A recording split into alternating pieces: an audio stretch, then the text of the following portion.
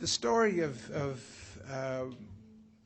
Vietnam is a long one, and it has many interesting twists and turns. It's complex for a simple mind like mine to come to grips with the length and the complexity of the story of Vietnam. But Ellen and I knew, my wife and I, who's here, that we were interested in this story. It is, of course, common knowledge among all of us that for reasons that are more sad than glad, the histories of the United States and Vietnam are now forever intertwined. But there is much, much, much more to Vietnam than this recent chapter that some of us know and some of us do not. But in recent times, in modern history, I can't think of a person who better represents the story of Vietnam than Professor Ngoc Tra. Over the time that we've known him, we have come not just to admire him, but to love him and his family. These are wonderful people. And it is with great pleasure that we have him here today. Let me just say a few things more. Dr. Tra's early history began at a time when Vietnam was struggling for its independence and its freedom and its reunification. And he lived that story, spending some of his early years in China. Then he over the ensuing and troubled period of time, has spent portions of his life in government service, to the point that today before you stands a man who not only speaks a half a dozen languages, Chinese, Russian, Vietnamese, French, English. He'll speak to us today in Vietnamese, but he could just as well speak to us in Russian. If he chose, or French. That we'd have to have a different interpreter in that case. But he is today the Director General of the Institute for Educational Research in Ho Chi Minh City, the premier educational research institution in that part of the country. It has a sister organization in Hanoi, but for the south of the country, stands before you today the principal education leader and provider of thought and guidance for that half of the country. Dr. Tra has been with us for the past week in Salt Lake City at the Comparative and International Education Society. Mrs. Hai is with us in the back, his wife, and the Tras are parents of two children, I believe, one who studies in France and the other one who studies in Canada. Am I right about that? And they're a very international family. Friends and colleagues, students and faculty, my pleasure to present to you Professor Ngoc Tra.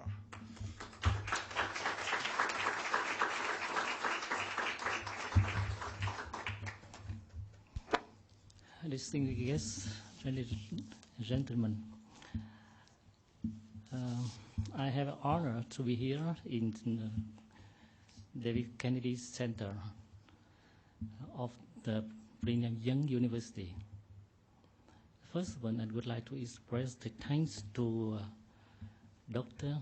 Randall Charles Education and Leadership Foundation University, especially I appreciate Professor Hausinger, now President-elect CIES, for invitation to participate in the conference in Salt Lake City and visit campus of the Brigham Young University. When I visit campus, very beautiful, with the pretty weather. I remember the times when I was a student. I enjoyed the landscapes and building here, and I remember my student time when I was 35 years ago, when I was the graduate student and doctor fellowship in Moscow University in Russia. So I think it's the opportunity for me to remember the past, the student life, mine, and your too. Today, I would like to talk, not have a lecture, but to talk about Vietnam education to you. And I discovered that here there is some people speak Vietnamese very well, better me, and they want to listen to Vietnamese. Yes, and I think if I speak to English, it is difficult for you, but I speak Vietnamese, so it is easy for you to listen, because I have a good interpreter, the student of BYU, Mr. Huệ. Okay. Dịch luôn nha. Rồi, ok. Về giáo dục Việt Nam thì có rất nhiều chuyện để mà nói. There's a lot of problems to mention in the Vietnamese education system. Như các Can you hear me okay? Louder?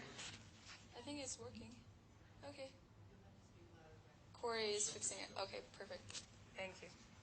Là vì Việt Nam như các bạn biết là đang trong một cái thời kỳ chuyển đổi từ một cái chế độ như thế này mà chuyển sang một cái chế độ kiểu khác. Vietnam is in the reforming process.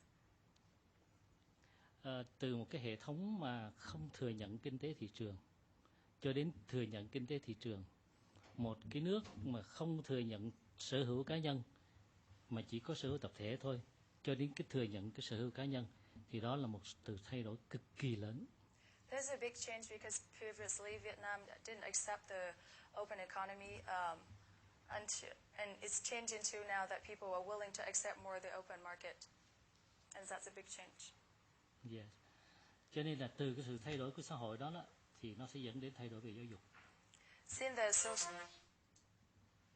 Because of that social reform, that there will be a reform in education as well. Những các bạn đã đến Việt Nam cũng như các bạn chưa đến xem trên TV thì cũng biết rằng đất nước Việt Nam còn rất là nghèo. As you know, people who visit Vietnam and people who haven't, you're probably all aware that Vietnam is still a poor country. Hiện nay cái thu nhập đầu người của Việt Nam là $350 đầu người trong một năm. The average GDP is only $350 per head. Tôi không nhớ là so sánh với ở Mỹ thì tôi chắc là cái số này đó là bao nhiêu ngàn. Compared to American, I'm not sure what's the difference, but 9,000. Trong cái quốc sách của Việt Nam thì phấn đấu cho đến năm 2010, tức là sau 6 năm nữa, thì cái thu nhập này khoảng $700-800 đầu người một năm. In Vietnam, we're trying to reach the level of $700 per head by 2010. Trung bình đầu tư cho một học sinh trung học, học sinh ở phổ thông ở Việt Nam là $30 cho đến $40 một em học sinh trong một năm. The average investment on one student in Vietnam is about $30 to $40 a year. Cho một sinh viên đại học là $300 đến $400 một năm. For a university student is $300 to $400 a year. Nếu mà so với ở sinh viên ở Mỹ đây thì cũng như học sinh ở Mỹ thì thấp rất là nhiều lần. Compared to the student here in the US, that number is quite low. Tôi làm việc trong một cái trường đại học gọi là lớn nhất của Việt Nam. I work in one of the biggest university in Vietnam. Trường tôi có 16.000 sinh viên và có 500 thầy giáo. There's about 16,000 students in my school, and there's only 500 thầy giáo. 500 professors. Trường tôi chỉ có 2 giáo sư, mà tôi là một trong 2 giáo sư đó. There's only two. Hai professor. There's only two postgraduate professor, and I'm one of them. Nhưng mà lương của tôi đó mỗi tháng đó, hiện nay là $200. But my salary is only $200 a month. Thì những người mà cán bộ faculty, những cán bộ mà thấp hơn thì cái lương đó còn thấp hơn nhiều. Yeah, with the lower level professor, the salary level is even lower. Những con số nhỏ nhỏ như vậy để các bạn thấy rằng là cái nền kinh tế Việt Nam và cái mà chi phí cho giáo dục Việt Nam còn rất là ít. I want to share those numbers with you because I want you to realize that the investment in the Vietnamese education is still quite low. Nhưng mà những cái mà chúng tôi đã đạt được trong giáo dục thì tôi nghĩ rằng là những người mà đã đến Việt Nam đó thì sẽ thấy rất đáng chú ý. As you're aware, people who've come to Vietnam and study about the Vietnamese education have to làm lại cái đấy. Tức là những cái thành tựu mình đạt trong giáo dục rất là đáng chú ý. Oh, those numbers are quite. They should get some attention as far as those numbers that I just. Tôi ví dụ như là Việt Nam thì trong số những nước nghèo ít phát triển nhưng mà hiện nay là một trong nước đã vì căn bản đã xóa được nạn mù chữ, là cái đó một thành tựu rất là lớn. There's a big thing that Vietnam should get a compliment for is the literacy rate as up to now. Rồi là hiện nay đó là Việt Nam đang chủ trương, đang thực hiện cái việc mà phổ cập tiểu học, tức là những em là học sinh đến tuổi là đều được đến trường. Vietnam is trying to get all the children to have enough education as they come to the age of going to school. Và chúng tôi đang phấn đấu là đến năm 2010 đó thì sẽ phổ cập trung học cơ sở cho toàn quốc. We're trying to get everyone to have enough the high school education level by 2010. Thì các bạn thấy là cái đó là một cái gánh nặng rất lớn đối với một nền kinh tế mà nó còn quá nhỏ như vậy. That's really a heavy burden for a small economy like Vietnam. Hiện nay như vậy tức là ở Việt Nam thì có khoảng 1 triệu sinh viên của các trường đại học. There's about 1 million students in all universities in Vietnam. Của 84 trường đại học. Of 84 universities.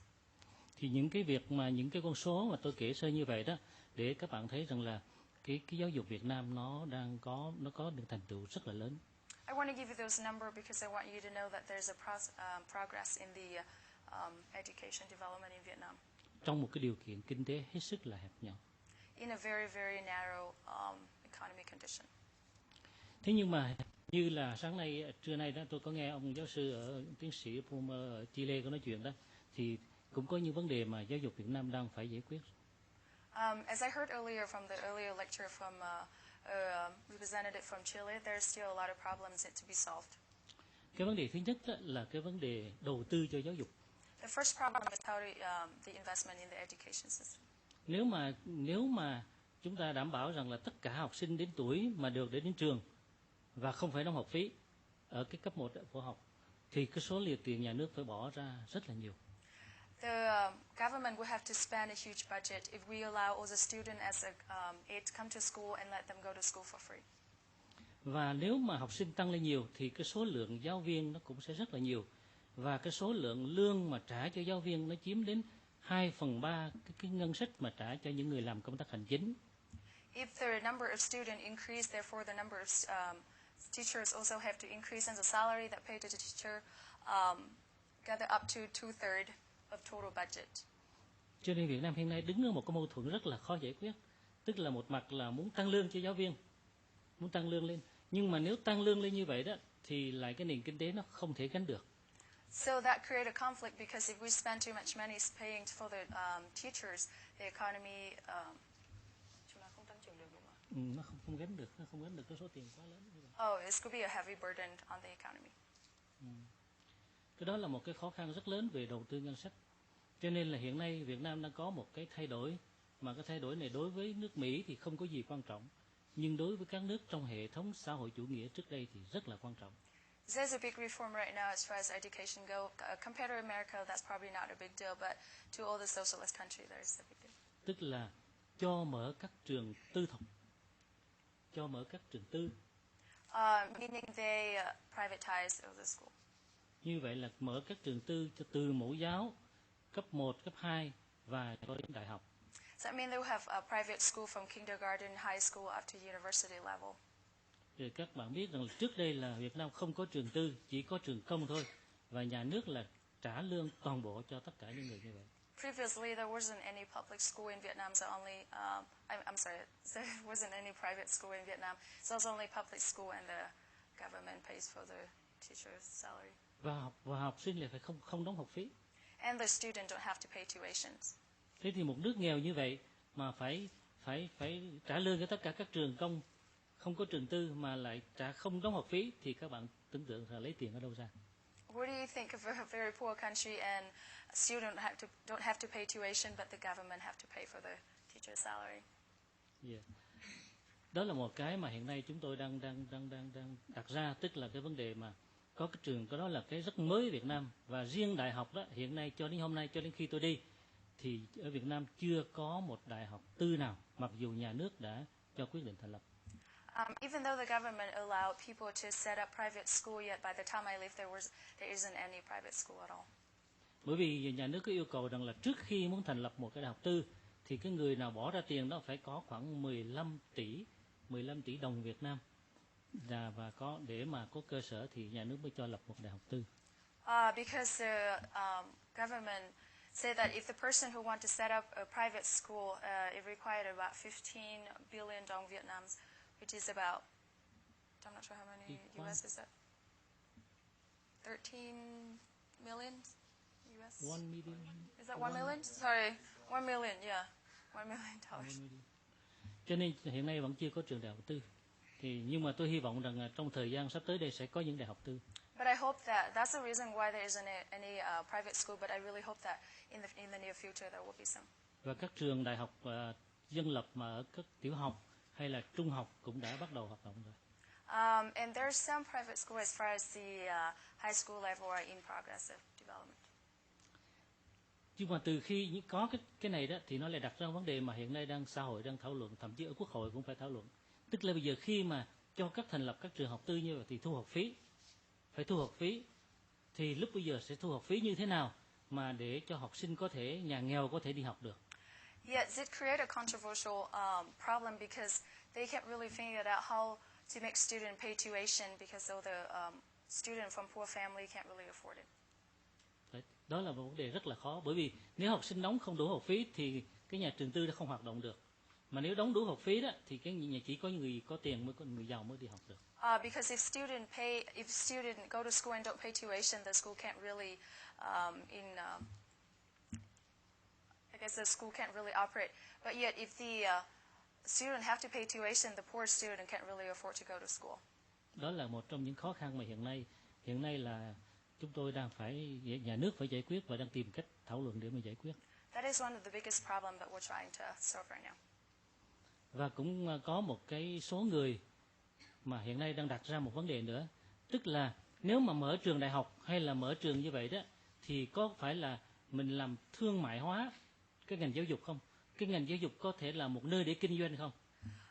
Yet by opening all those private schools, there's people also ask question that is that too much of commercialized by bringing education as far as are we commercialize education too much? Một số người cho rằng là ở trên các nước trên thế giới đó thì giáo dục cũng là một cái lĩnh vực mà họ kinh doanh. Còn ngay ở Mỹ cũng có cái trường mà họ nghĩ là có thể là có trường là cũng vẫn lấy cái không phải chỉ profit mà không phải chỉ non profit mà còn profit nữa. Even in America, there's some even school they still make it as a profit earning school, not non-profit school. Thế thì nếu mà như vậy đó thì sẽ có một số người họ lợi dụng cái giáo dục này để họ làm giàu. If that's a problem because some people might take advantage of this education to create wealth for themselves. Và như vậy thì nó sẽ ảnh hưởng đến cái việc mà cái chất lượng đào tạo hay cũng như vấn đề đạo đức của học sinh cũng như ngày thầy giáo. That will affect a great deal on the training as well as the personal đạo đức. The students' moral. Đó là cũng vấn đề mà hiện nay đang thảo luận rất rộng rãi trong xã hội Việt Nam. That's a very controversial that we're discussing right now in the Vietnamese society. Một vấn đề nữa mà hiện nay đang đặt ra cũng rất là khó là vấn đề thế này. Trước đây đó là vấn đề thay đổi cái chương trình và sách giáo khoa. Another problem is the changing in the textbook. Các bạn biết đó, tức là trước đây những cuốn sách giáo khoa mà khi mà Việt Nam còn là một nước xã hội chủ nghĩa thì cái nội dung sách đó là nó viết khác. Thế bây giờ Việt Nam đang biến đổi theo một nền kinh tế thị trường, thì cái sách giáo khoa, cái nội dung đó phải viết rất là khác. During the time when Vietnam is a communist country, the textbook system was different. Yet now, under the open market economy, the textbook is being changed. Bây giờ viết về lịch sử nước Mỹ cũng phải viết khác, giống như không thể nào viết giống như là trước đây trong sách. Now under this market, even when we write the history about the U.S., we still have to write differently compared to before. Thì như vậy tức là cái nội dung sách giáo khoa từ tiểu học cho đến đại học là phải thay đổi một loạt. Therefore, there must be a change from in the textbook from the kindergarten up to university level. Mà thay đổi như vậy cũng không thể là dễ dàng, bởi vì nó cũng rất là khó khăn. And it's not easy to do so. Không phải chỉ nội dung mà ngay cái chương trình sách như thế này cũng khó. Tức là trước đây đó, thì hiện nay Việt Nam là sử dụng cho cả nước một bộ sách giáo khoa. Ví dụ như là sách giáo khoa cho lớp 10 về lịch sử, thì cả nước chỉ có một cuốn sách và tất cả những vùng khác nhau ở trong nước đều học một cuốn sách thôi. For example, there's only one textbook for, let's say, history class. There's only one textbook, and every class in all the provinces in Vietnam use one textbook like that. Thì bây giờ thì chúng tôi đang tranh cãi là đề nghị sửa, mà cái này đã được ghi trong cái điều vừa rồi tôi nói, đã được ghi trong luật giáo dục của Việt Nam. Thế bây giờ người ta đề nghị là sửa lại luật giáo dục cho có nhiều sách giáo khoa viết cùng một lúc. And now, because of that, they suggest that there's different kind of textbooks. Thì cái này cũng đang, có người thì đồng ý, mà có người nói rằng là không đồng ý, là bởi vì có người nói rằng là họ cho rằng tất cả các nước thế giới này, kể cả ở Trung Quốc, thì bây giờ người ta cũng sử dụng rất nhiều sách giáo khoa chứ không phải chỉ một cuốn. Some people agree with that, some people don't, because they say that in a lot of countries all over the world, even let's say, an example, in China, they use different textbook for just one subject, not just one. Thì đó là một cái vấn đề mà hiện nay cũng cũng rất là đang tranh cãi và chưa được luật thông qua. That's also an undecided matter that we're still discussing.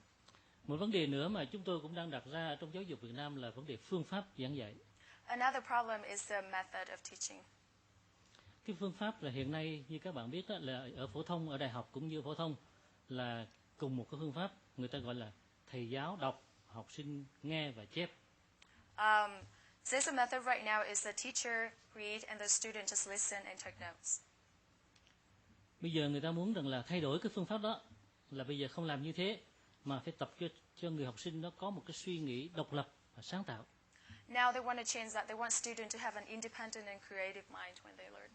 Ai cũng đồng ý như vậy, nhưng mà làm thế nào? Everybody agrees with that, but they just don't know how. Không biết, rất khó. It's very difficult. Là nó có một phần là vì cái lớp học của nó rất là rộng. Một lớp học ở đây các bạn chỉ có, tôi đi dự một lớp học ở đây có 10-15 người. Nhưng một cái lớp học ở trường phổ thông là có 50, có nơi đến hơn 50 người trong một lớp học. At the high school level, the classrooms are quite large. There are some classes that have 50 or more students in a class. Làm thế nào mà để dạy theo kiểu mà phát huy cái tích cực của học sinh? How could we improve the teaching method for students to have a creative thinking? Ví dụ như các bạn ở đây có thể có cái ghế có thể xoay được để cho học sinh ngồi thành nhóm, nhưng ở Việt Nam họ đóng thành những cái bàn đã rất là chặt vì nó rẻ tiền, thì như vậy không thể xoay được các bạn cái ghế. One example is here. For example, there's chairs here that you can actually move around and create a circle and do group study. Yet in Vietnam, students sit in a chair, a long chairs that can't really easy to move around. Đấy là một cái vấn đề mà hiện nay kể cả đại học, hiện nay ở Đại học Việt Nam người ta cũng dạy theo cái kiểu mà một cái lớp mà rất đông như vậy, và cũng là thầy giáo đọc và học sinh chép. Even though the university level is still teachers just teach and students just take notes. Vì thư viện rất là nghèo nàn. Because the library is not having enough materials. Thì học sinh chỉ đến lớp học rồi xong về nhà. Student only go to school and then go back to the home. Cho nên cái vấn đề thay đổi cái phương pháp giảng dạy là hết sức khó khăn.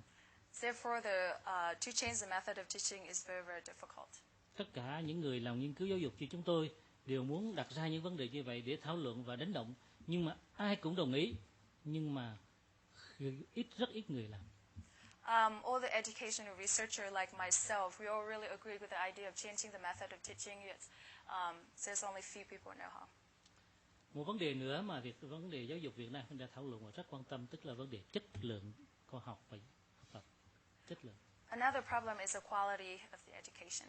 Thì các bạn biết ở Việt Nam có một cái thành công rất lớn, tức là xóa nạn mù chữ, rồi là phổ cập tiểu học, phổ cập trung học, tức là rất nhiều người được đi học. Về số lượng thì phải nói là một cái nước mà có cái trình độ dân trí rất là cao. In Vietnam, the rate of illiteracy is quite low. Everyone has a chance to go to school and finish education as far as up to high school level. Thế nhưng mà khi cái số lượng đông như vậy thì dĩ nhiên chất lượng nó không đảm bảo. Yet when the quantity is too large, then the quality will be reduced. Thế bây giờ làm thế nào mà nâng cao cái chất lượng mà vẫn đảm bảo được cái số lượng người đi học đông? How can we improve the quality yet still improve the quantity? Thì đó cũng là một cái câu hỏi đặt ra cho các nhà giáo. That's another question that was proposed for all the teachers. Thế thì có người đặt ra như thế này. Thế thì bây giờ có nên xem là chỉ có một chất lượng hay là nhiều chất lượng? They're asking the question, should there be more than one quality of the education?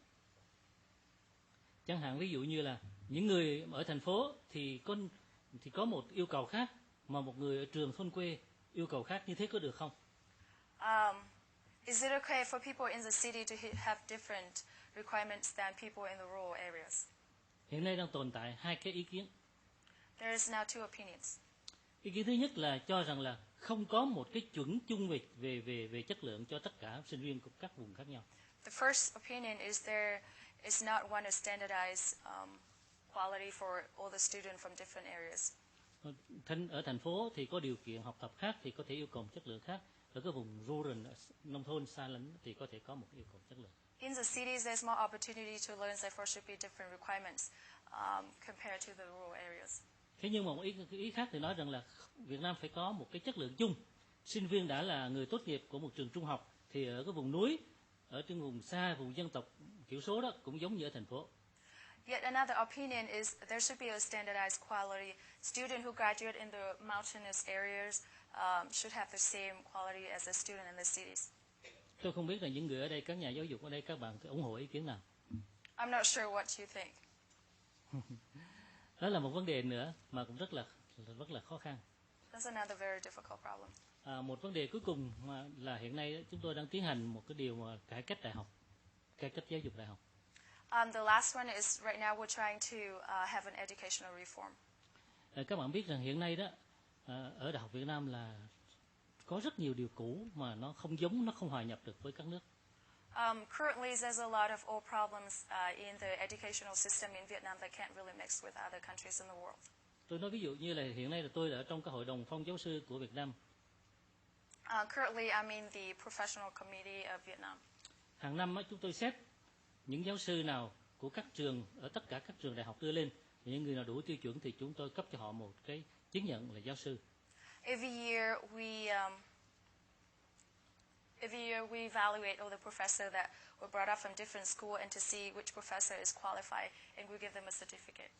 Như vậy tức là các trường đại học không được quyền phong giáo sư cho mỗi trường, mà chỉ có một cái hội đồng của cả nước rồi phong cái chức giáo sư đó. That means that university can't really promote a professor, but only the committee that I was just talking about can do so. Và theo tôi nghĩ thì không có nước nào trên thế giới hiện nay làm như vậy cả. As far as I think, there isn't any country in the world that is practicing that. Là vì các đại học họ tự phong lấy cái giáo sư của họ. Because every university can train their own professor. Về tiến sĩ cũng vậy. Hiện nay thì chỉ có 2 đại học quốc gia, một ở Hà Nội và Thành phố Hồ Chí Minh là được cấp bằng tiến sĩ, còn tất cả các trường đại học khác là do Bộ Giáo dục Đào tạo cấp bằng tiến sĩ. Currently, there's only one university in Hanoi and one university in Ho Chi Minh that can issue a PhD level for professor. The rest is Bộ Giáo dục Đào tạo Ministry. okay, and the rest of the professor was issued the PhD by the Ministry of Education. Chúng tôi đang muốn phấn đấu làm sao mỗi trường cấp bằng cái tiến sĩ riêng. We're trying to have each university can actually train their own PhD professors. Hay là hiện nay một cái vấn đề mà thảo luận rất là phổ biến trên báo chí là tuyển sinh đại học. Another problem is very popular on the newspaper right now is to select your student to enter university. Học sinh tốt nghiệp cái lớp trung học phải có 2 cái kỳ thi, một là kỳ thi tú tài, tức là kỳ thi hết trung học, rồi sau đó có một kỳ thi tuyển vào đại học. Students who graduate from high school have to take 2 exams. The first exam is to graduate from high school. The second one is the entrance exam to university level. Và cả học sinh mà không phải chỉ học sinh mà bố mẹ học sinh cũng đi thi trong 2 cuộc ấy. Not only student, but students' parents also participate in those exams. Và thi chung cả nước như vậy là thi trong một ngày hoặc 2 ngày. The whole, all the university open the exam, open the door for students to take exam in only 1 and 2 days. Rất là tốn kém và rất là phiền phức. It's very expensive and troublesome. Có khi như vậy là cái đề bị lộ ở một nơi nào đó, như vậy là họ phải xóa bỏ cuộc thi đó. Sometimes if one of the problem in the exam got leaked some other provinces, they have to cancel the whole exam in the whole nation. Cho nên là bây giờ chúng tôi đang đề nghị thay đổi, thì năm nay vẫn làm như cũ cho đến giờ phút này, tức là cuộc tuyển sinh sắp tới đây vào tháng 7 này vẫn làm như cũ. As of today, the upcoming exam in July, they still practicing the same method. Là chúng tôi đang đề nghị là chỉ lấy điểm thi học sinh học thi tú tài để tuyển vào đại học thôi. We suggest that we only select students to enter university based on the high school GPA. Còn xóa bỏ các kỳ thi tuyển sinh chung trong cả nước về đại học.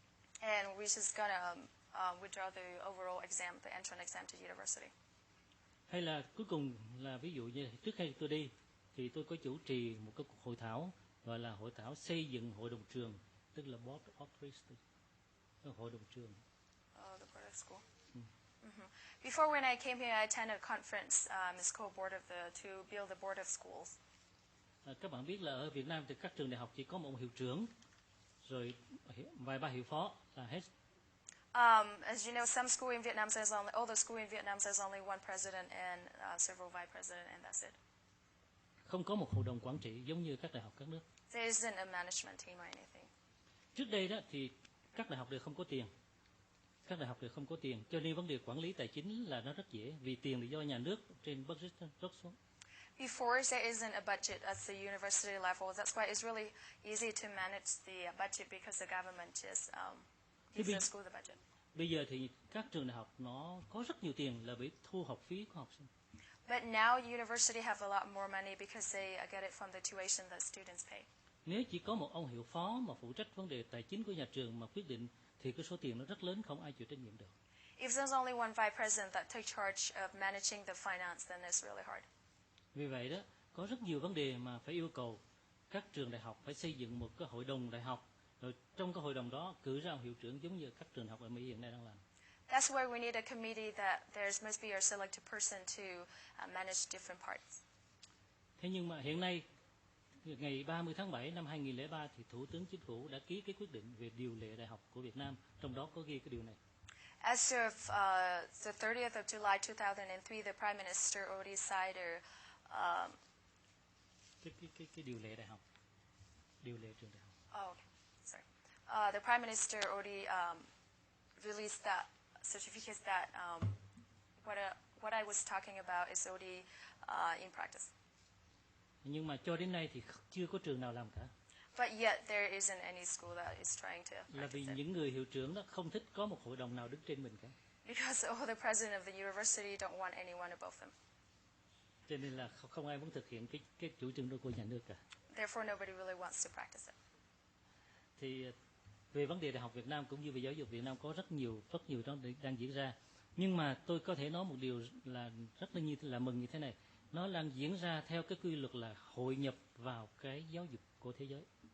Yet all these problems are occurring in Vietnam right now with the trend that they're trying to mix in with the education of the whole world.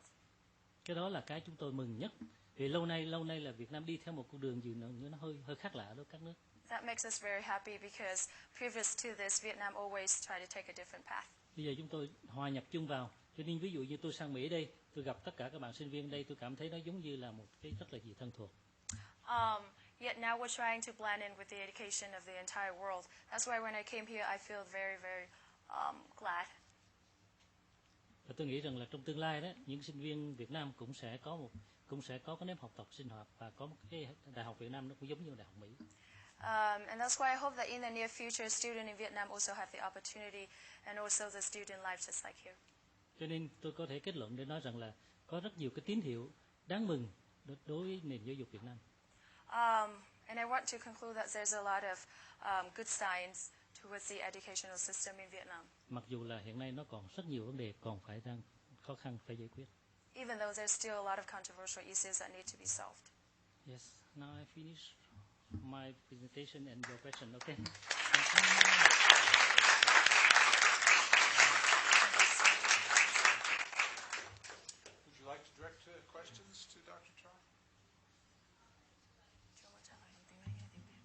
Chắc thì chú đi, chắc thì chú không hiểu. Most students in Vietnam, how far do they usually go in school before they drop out? Like, do they finish like a high school education, or do they go up to like middle school? At what grade? Tức là ở Việt Nam á, thì học sinh thường đi học đến cái tầng lớp nào thì đến khi người ta bỏ học. Từ từ học. Việt Nam thì có một cái đặc biệt, tức là rất thích học đại học, cho nên là họ học đến khi nào mà không vào được đại học thì họ mới phải nghỉ học. Students in Vietnam really want to try to get in universities as they try to study until they can't get in. Kể cả những người không có khả năng cũng thích vào đại học. Even though people don't have the abilities, they still try to. Bởi vì gia đình họ thích có một người trong nhà có một sinh viên đại học. Because the family really like it if there's a university student in the house. Nhưng mà người ta có thể bỏ vào đại học ở 2 lần, một là tốt nghiệp cái trung học cơ sở, thứ hai là tốt nghiệp trung học phổ thông. Người ta hai cơ hội để mà không vào được. Yeah, they have two opportunity. One is they can graduate as far as the high school. The other one is they graduate from community college.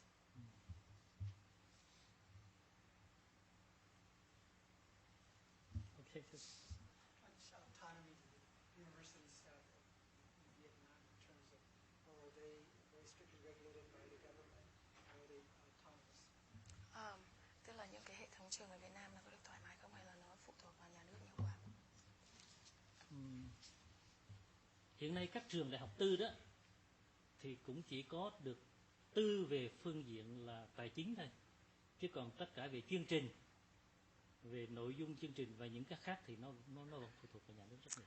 All the private school in Vietnam, like currently, they only can be independent as far as the financial part go, but the program and the content of the education still depends on the government side. How difficult is it to get into a university in Vietnam? How competitive? You said it goes by GPA. I guess about what's the range? Để thi vào đại học có khó không?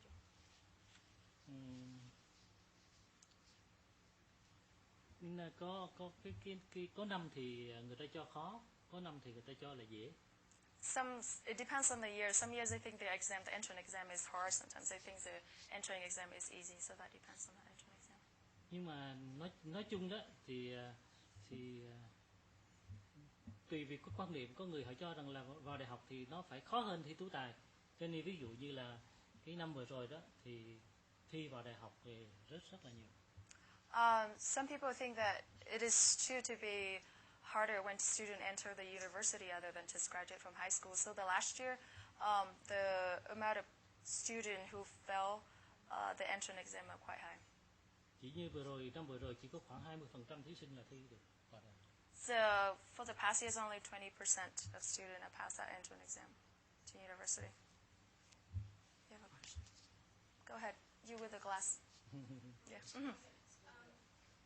I was just wondering, what are the majority of majors or careers that students go into the university? What's the major? Majors or careers that they go into, what are some top ones? Okay. Mình biết là tức là khi học sinh vào đại học nó học cái ngành chính là ngành gì, nó theo đuổi những cái ngành gì là chính. Ở Đại học Việt Nam thì có rất là nhiều cái ngành học, khoa học xã hội và khoa học nhân văn, rồi ngành kinh tế, ngành luật, ngành y. Thì những cái ngành khó, ví dụ như khó vào là ngành y là ngành khó nhất. Rồi sau đó hiện nay là ngành công nghệ thông tin, rồi đến thứ nhì là khó thứ nhì. Còn còn lại các ngành học sinh đang thích học đó, tức là ngành kinh tế, thương mại và ngoại ngữ. There's a lot of major different fields in Vietnam, but the most popular one is IT, computer language, law, medicine. But the degree that students go into most right now is language and Kinh tế. and business. Commercial. Okay. Is standardized testing common in Vietnam?